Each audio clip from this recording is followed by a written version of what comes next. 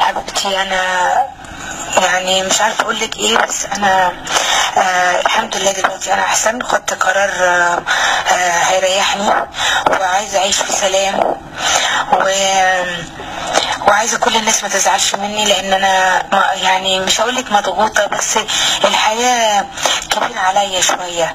ف نفسي اعيش للبنات واهتم بيهم، وانا ما بقتش قادره اكمل في الوسط.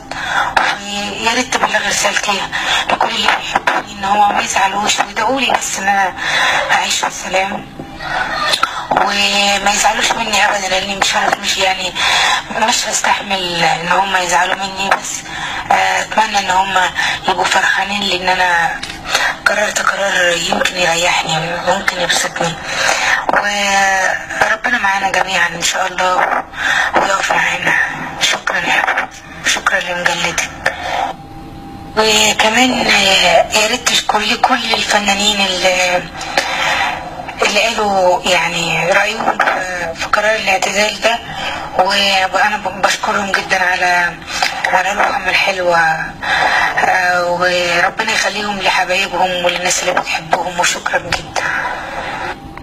ده حبيبتي، انا اسفه اني بكلمك في وقت متاخر، بس انا خدت قرار مش متسرع ولا حاجه، فكرت كويس، بس حبيت ابلغك بيه اول واحده، وهو ان انا اعتزلت الفن بشكل نهائي ولا رجعه فيه.